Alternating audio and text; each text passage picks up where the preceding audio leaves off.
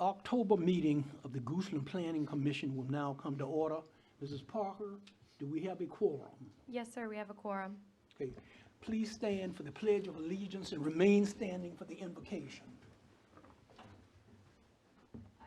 Pledge allegiance to the flag of the United States of America and to the republic for which it stands, one nation, under God, indivisible, with liberty and justice for all. Gracious God, thank you for this time to gather to do county business. We pray that you grant us wisdom to be good stewards of Goochland. Please be with each person here and give them guidance. It is in your name we pray. Amen.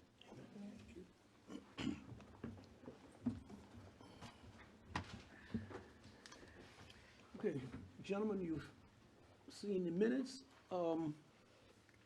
What say you? We'll take the regular September 5th meeting first.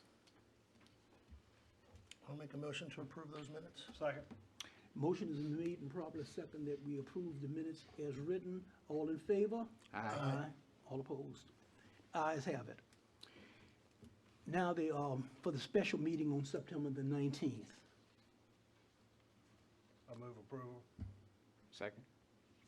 Motion is made and properly second that we approve the minutes of the September 19th special meeting. All in favor? Aye. All opposed? The ayes have it. We will now open a citizen comment period. This is for citizens to come up and speak on anything that is not on tonight's agenda. Come forward, give your name and address, and you have 3 minutes to speak. So we're going to open the citizen comment period.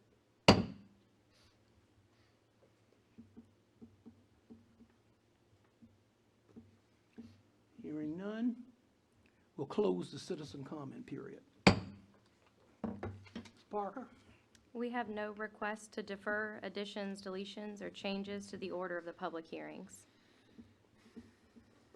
Our first item tonight is countywide ordinance amendment, Article 7, Section 9.13 of the Goochland County Subdivision Ordinance is being amended to clarify that single-family residential developments containing 50 or more lots must provide 2 accesses for entrance and exit onto existing public roads, that additional accesses may be required with more lots, and that emergency access roads cannot satisfy general access requirements, and to exempt from the choke point subsection developments built in compliance with conceptual plans approved before July 3rd, 2018. Thank you, Ms. Parker. Good evening, Planning Commission members. Joanne Hunter, Director of Community Development. This public hearing, as Ms. Parker indicated, is a countywide subdivision ordinance amendment. It's amending an ordinance that was adopted on July 3rd, 2018. That entire amendment addressed road improvements for subdivisions, and the purpose of that amendment was to accommodate the continuity of streets, providing routing options that evenly distribute traffic, provide access at all time, and promote future extension of roadways. There were several sections of that ordinance. One provision of that ordinance prohibited choke points.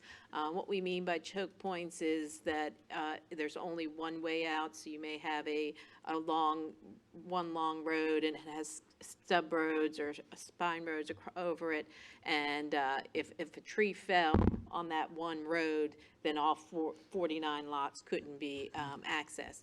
So we did find that there was one that we know of, and there may be others of people who have an approved conceptual plan that can't meet that choke point ordinance. It was not our intention to prohibit anybody from building that has an approved conceptual plan. So this ordinance amendment would grandfather anything that had approved conceptual plan prior to the adoption of that ordinance.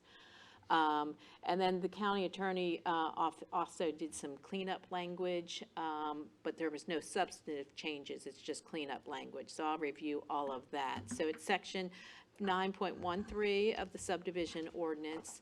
And previously under required access points, it says subdivision shall, which has been changed to all single-family residential developments should provide road networks that adequately provide for continuity, I think I've read most of that already to you. Subparagraph 1 underneath that talks about multiple accesses. So it previously had said any subdivision or aggregate of smaller subdivisions with a cumulative total of 50 or more single-family lots. So it's kind of wordy, it doesn't make sense, but it was trying to catch that there may be additional phases. So we tried to clean up that language to say all single-family residential developments containing 50 or more lots must provide each lot with a minimum of 2 separate permanent access points for entrance and exit onto existing public roads. There was some language in there about fire access, which we've moved to another section, which I'll go over. And then it says, finally, additional access points may be required as the number of lots increase. This is the no choke points. So the new language says, unless built in compliance with the conceptual plan approved before July 3rd, 2018, which was the date of the adoption, all single-family residential developments must be designed so that no individual street segment will be the sole access to 50 lots. So if you have an approved conceptual plan, you would not need to meet that requirement. We took that fire access language that was in 1A, section 1, and created a new section, section 3. It still says generally the same language. Emergency access only, fire apparatus access roads built for emergency access only must meet all requirements in the Goochland Fire Prevention Code and cannot be used to satisfy the requirements of this section. So what that means is a fire access does not count as your second point of access. And then 3 became 4 with the timing. The access construction shall comport with the zoning ordinance requirements in Article 1, Section 18.10 and 12. And that deals with the timing of when they need to put base coats down and when they have to have finish coats and things like that. So no changes to those sections, really just clean up language. And that's all I have, so I'd be happy to answer any questions. Questions, gentlemen? I got 2, I guess. Okay. This does not prevent a subdevelopment from using the second access through another subdevelopment. No. If it connected to another public road, Yeah. yeah, no, you could still But do that. A subdevelopment has got private roads on it. As long as it's 2 access points that meet all the requirements, it's 50-foot wide, it's an approved road. If it's a private road, there may be some issue of, the HOA maintenance and things like that. If they could work it out. Yeah. I suppose you don't have enough width on a public road to get lots and 2 roads. And it's undevelopable. Yeah, we require 50-foot easement, so they would have to design it so that they can get that 50-foot easement. So if they had to purchase land or a right-of-way easement from somebody, that would be required.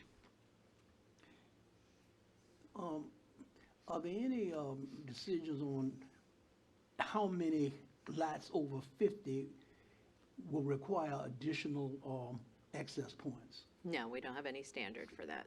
I can guarantee you that's gonna come up when somebody,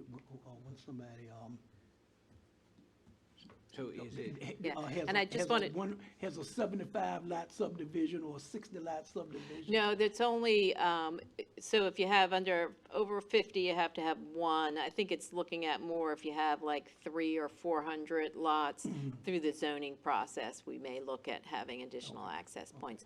And I do want to just clarify my statement to you, Mr. Rockacharlie. It's a 50-foot right-of-way in all districts except the RPUD does allow a 40-foot right-of-way. Mr. Duke? so for 50 lots, we have 1 entrance? If we have 49 lots or less, Okay, so for 50, we have 2. yes. When does it go to 3, or do we? We don't have do any they standards 300 for lots that. and have 2?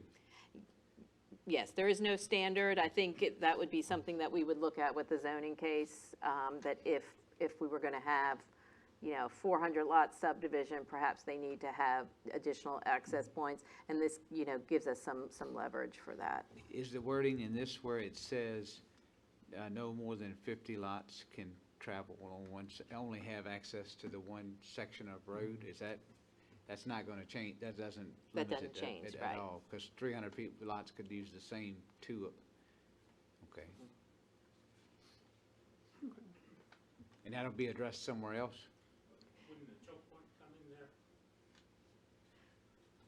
What addressed somewhere So, else? When we have a 300 lot subdivision come in, which we certainly will have. Yeah, there is no standard, so right now, they'd only be required to have 2 access points by the code.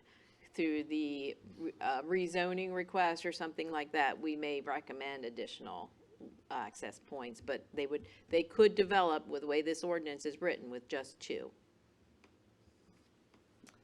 But they would have to meet the choke point, so no road segment could have more than 50. So it would be dependent on how they designed it.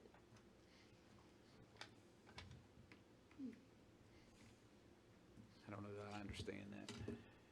Terry, you want to try to explain it? It's always been the case that if you had a subdivision of 200, staff felt that they could ask for more than 2 accesses under the health, safety, and welfare.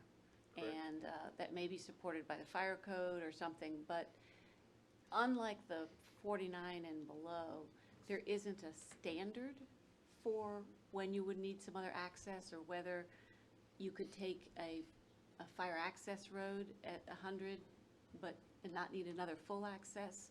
So I would tell you that I think it's always true that staff has believed they could ask for more if that's what was needed to have great, like the opening paragraph says, really good continuity and so forth.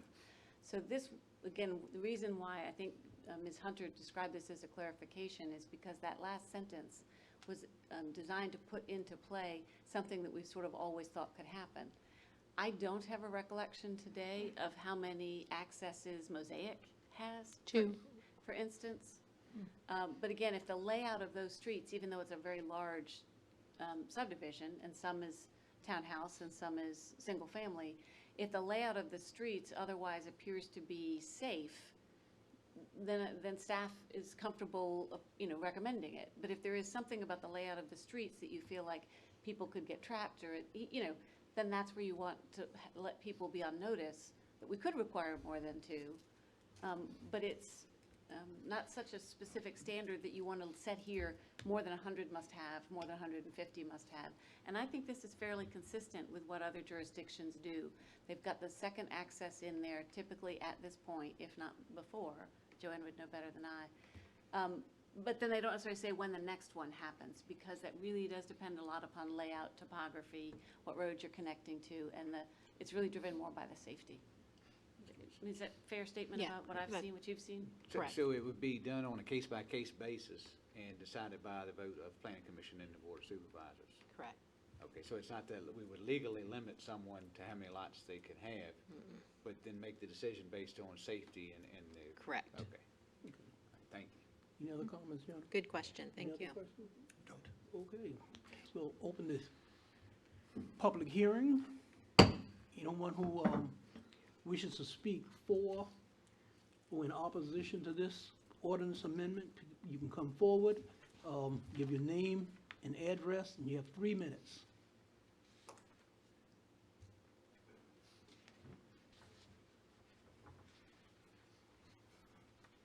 Earl Thompson, 1930 Soldiers Lodge Road, Crozier, Virginia. I don't have too much to say. I brought some handouts for y'all. I do oppose it, and I'm here to answer any questions you have. But I've been fighting this thing now for almost a year and a half, and we haven't made any progress yet. So I'd kind of like to get it to a head and figure out which way to go next. But anyway, the handouts, should I give them to Ashley?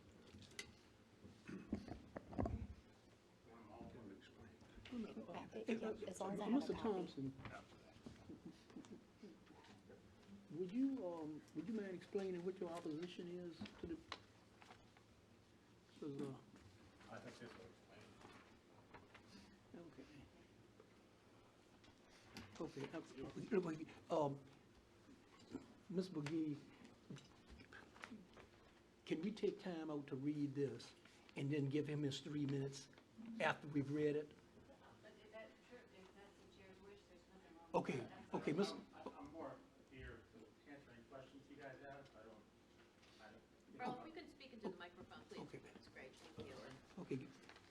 I'm here more to answer any questions, or if you need any history of where we've been for the last year and a half, I'm here for that. Okay. But it's pretty self-explanatory. My attorney wanted to come tonight, but I told him I'd try to handle it myself. So he probably could do a lot better job than I could explaining our opposition. Okay. We're gonna take time and read it. Okay. Okay.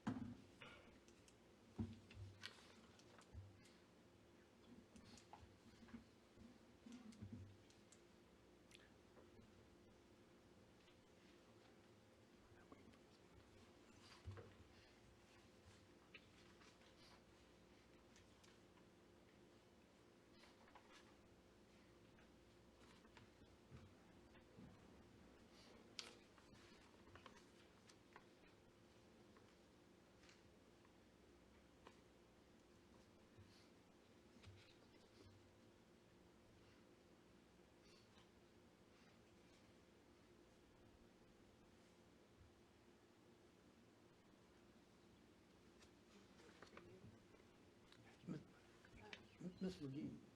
Yes, but. Joanne, do you not have one? You'll have one. Oh, okay, I'm sorry. Okay. What say you? Oh, two things. come to mind, though, I probably won't number them, and I might go on further than that, so don't hold me to it. One point that this handout that Mr. Thompson made that is frankly unintentional and therefore would be easy to change if Ms. Hunter is acceptable, is there is generally language in proffers that say the conceptual plan will be generally in compliance with the conceptual plan. And the word generally is not in number 2 here, but it was not intentionally left out to try and mean something different. So I don't think there's any reason that number 2, unless Ms. Hunter tells me otherwise, couldn't say unless generally built in compliance or built generally in compliance, I think is where that would go, with a conceptual plan, because that is, we're not trying to change language from what people Okay. proffer it to be at all. My response to the remainder of it is that at the time it was presented and today, staff believes that the only requirement that was new at the time they adopted the July 3rd, 2018 change was the choke point. That everything else, the way it's written here, is exactly how they interpreted it to be. So that's why Ms. Hunter has said that the remainder is a clarification. It is true that the reason this amendment and a grandfathering provision to the choke point is coming forward is because when we discovered that Breeze Hills previously performed conceptual plan didn't meet this choke point, county staff wanted to make sure that it could still develop the way, generally the way it had intended to develop. And so we brought it forward to make that happen so that Breeze Hill would be relieved of the obligation to meet a choke point, because they had a conceptual plan that everybody had already approved, even though it had a choke point on it, because that wasn't what we were looking at the time of its approval. So it was brought forward for that purpose. With respect to, and this has come up even with your comments tonight, and I'm going to fly a little bit here since Ms. Hunter's sitting over there. You know, I hate to think that you all were uncomfortable with that sentence that says additional accesses, you know, could be required as the number of lots increase, because that was sort of always intended. In fact, if you read the multiple access language, it says in the old language and today, a minimum of 2 separate permanent access points. It's always said that's the minimum. So you are entitled to ask for more if you have a larger subdivision. That being said, making that last statement, additional access points may be required, is really just highlighting what's already said above, which is the minimum number of accesses is 2.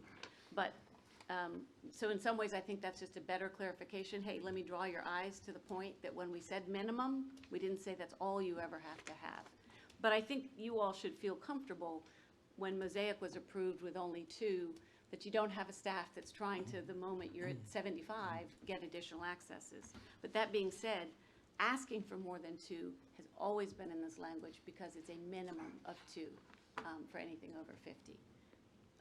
Is there anything else? So that's what I would respond to the comments that Mr. Thompson's provided you.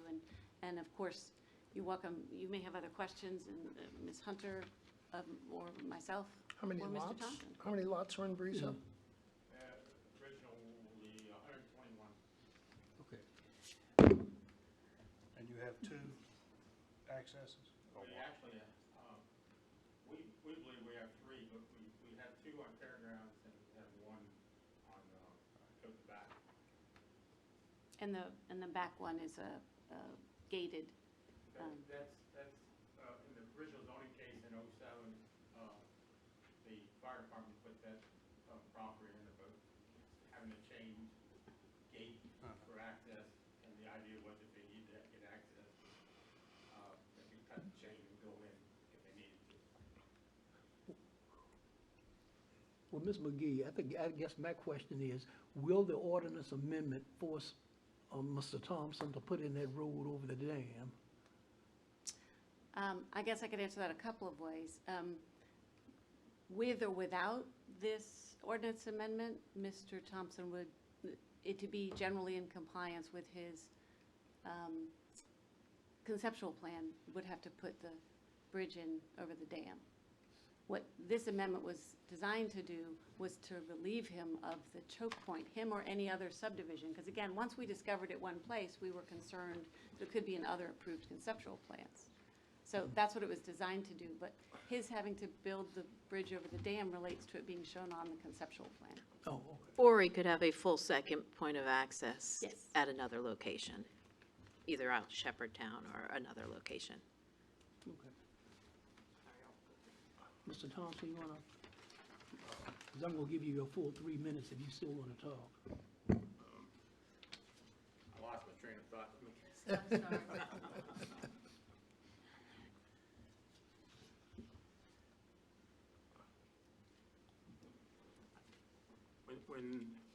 When Breeze Hill was zoned in '07, the code required 2 outlets, is the way the 2007 code read.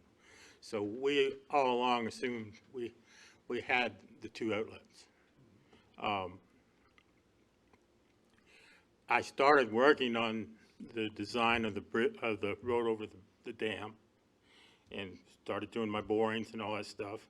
And then, in talking with Debbie Bird, she said, it doesn't matter whether you build the road across the dam or not, your choke point keeps you from, you know, you're in violation anyway.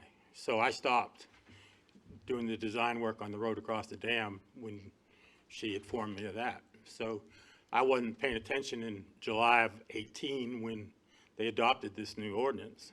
You know, it's my fault for not being here and tracking it, but I didn't know I had a problem till, you know, a year ago. Or was the road over the dam your second access? No.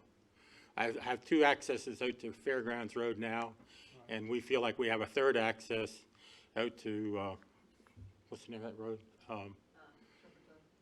Not Shepherd, Blackwell Drive through Blackwell subdivision, Longwood?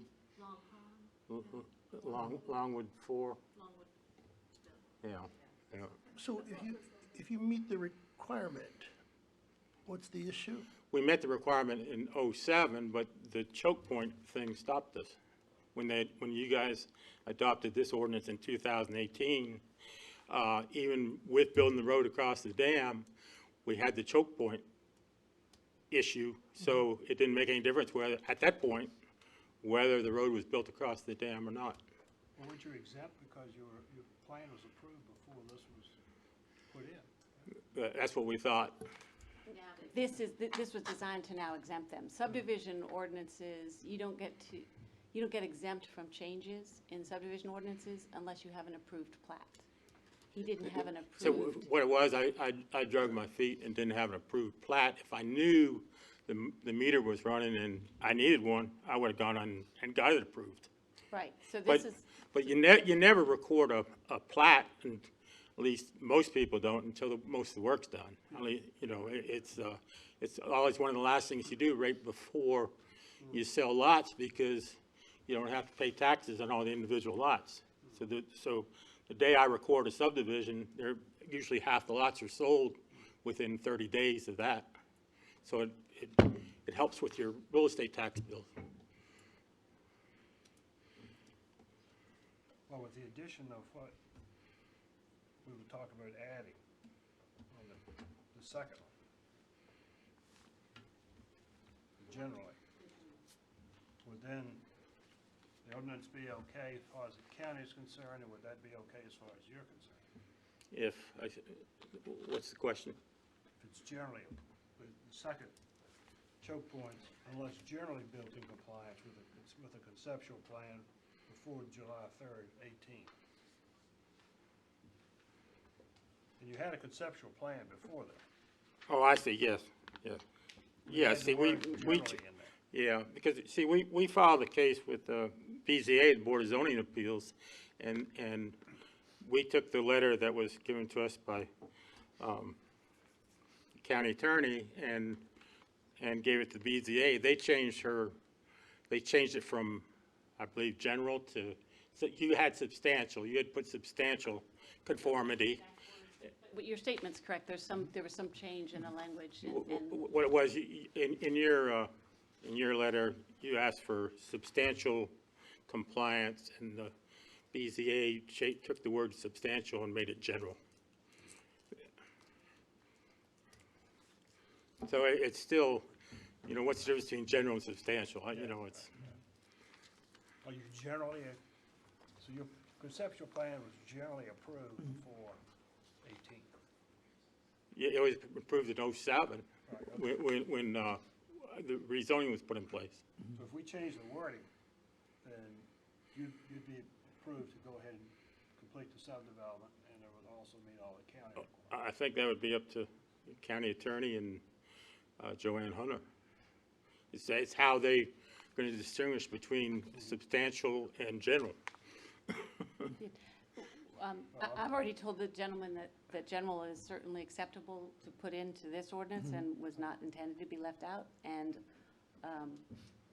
that Ms. Hunter and I believe that this will allow Mr. Thompson to build Breeze Hill as per the conceptual plan that he was approved in 2007. With or without the road across the dam? That's all, that road across the dam is on the conceptual plan, so it would be with it unless you have another full access. But the conceptual plan does have that. And do you count my full access out to Longwood? No, sir. You don't? No, that's a gated access. But that was approved, and that was approved with my zoning phase. It was, you certainly can still build it, but you can't still, let me just explain this to these gentlemen. The two accesses to fairgrounds on the conceptual plan, all the houses could come up and go one way or the other. The way it is built, without the bridge across the dam, one access to fairground can only be reached by 27 or 28 houses, and all the rest of the houses only have the one access. Building the bridge across the dam is what allows all houses to either go out this way or this way. So although two accesses are built, one is only available right now For part of the subdevelopment. for a very small part. It depends if you count the rear access through Longwood, and you're saying you don't. I don't, there'll be a gate across it, so it is, And my proposal with the gate was to put a fob, electric gate, like the private subdivision, Red 6,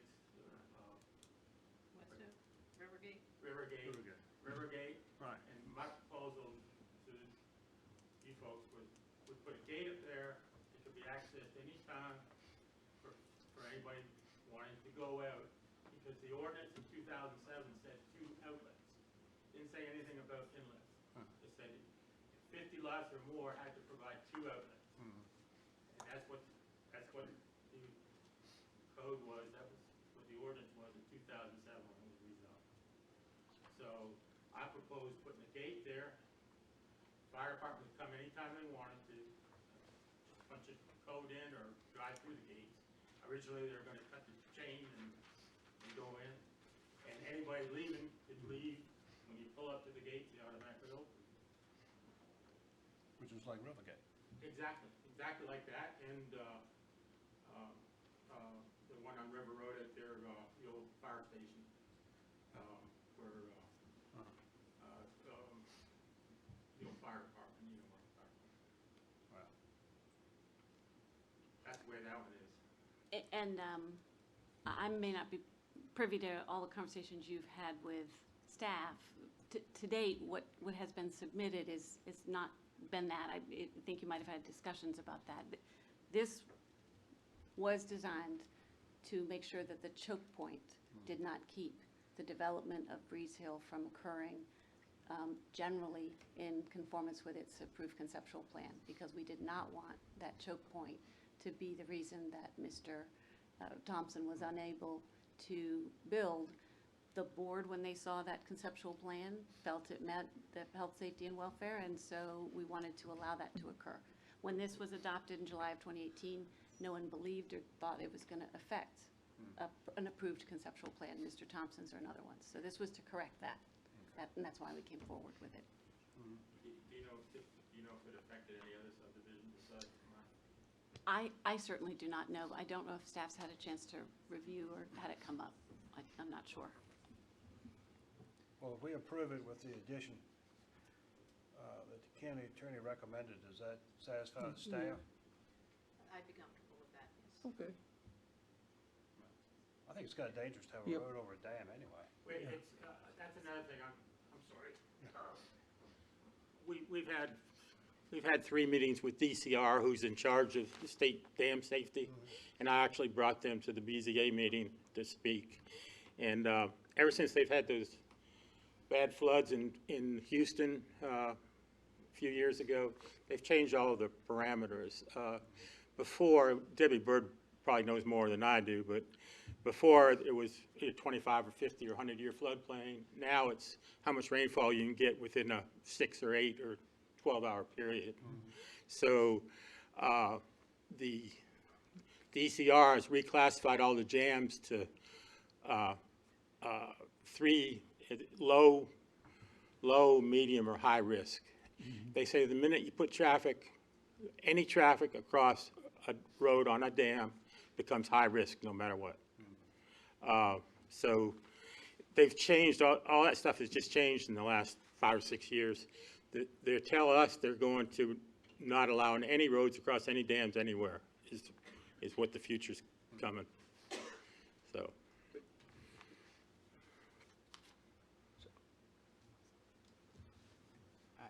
I need clarification on something. So what we're actually voting on has nothing to do with the dam, the road from the dam. We're That's voting. correct. We're voting on a checkpoint issue, a choke point issue, and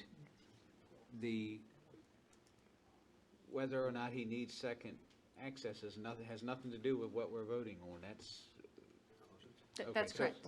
So all we're voting on is that if the choke point was what was holding Mr. Thompson up or anyone else up, then prior to July 1st, 2018, if they had a conceptual plan, they now can do it, even if it has a choke point, if it was approved ahead of that. That's right, because again, the board It has saw that. nothing to do with the second access. We're not limiting him on his access or anything yet. He or anyone else is limited by way of something that was done prior to this. Their approved conceptual plan, whatever the board looked at, and then, and you all would have as well, looked at and approved, then that approval should be still okay in terms of that conceptual plan. That's right. It so happens to be that Mr. Thompson is the only one that has realized he has an issue. There may be other folks that they may have an issue, but he knows he has one. That's correct. I think we have a question Okay. or comment. May I make a comment? Yeah. Oh, come to the front. 'Cause we really still on the public, public hearing. In the public comments. I just wanted to make sure that I didn't get overlooked. Thank you. My name is Susan Umidi, and I live at 1837 Blackwood Drive. I've lived in the county for 25 years now and have raised 2 daughters here, and one from 2nd grade on and one from high school on. The second daughter met her present husband in 2nd grade, so I feel pretty good about Goochland. I just wanted to share that myself and my neighbors have been involved in this because back in, I believe, 2007, we went before the Board of Supervisors, and they approved our road being used only as an emergency access to Breeze Hill. And what I'm trying to understand with this wording is I see that I think I understand that we're exempt because it was prior to 2018, but I would like to hear, does that also mean that being exempt, we cannot change that which the Board of Supervisors approved, which is that our road would only be used as an emergency access? That's what I need clarification on. According to the conceptual plan as approved in that zoning case, that's what that access was approved to be. And so that's what it should remain, even under this amendment. Okay, great. And I would encourage any of you, as we look, you know, I care about myself, but I also care about other people in Goochland. And when I see us making extra, when I see us grow, I understand we all have to adapt, because people adapted when I came. But when I see our road, for example, if it were to become anything more than an emergency access, you're literally putting a road pretty much, maybe not technically, but aesthetically through our front yard and through the front yard of our neighbor. And I think if we're going to say that we need more accesses, we need to look at what that does to people who are already there. And I would just ask that we protect the integrity of the buildings and the homes that are there as we determine how to make more access. Thank you.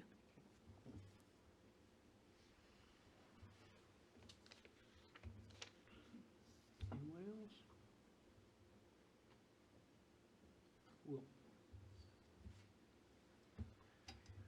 We'll close the public hearing. Okay.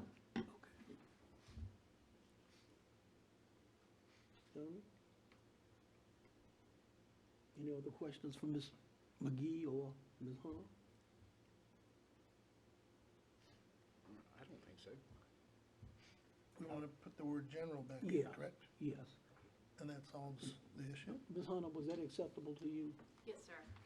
It would, the language would say, let me bring that up, unless built generally in compliance, so generally would be added in. And then I didn't know if you were uncomfortable with that language that pulls out the additional access points may be required.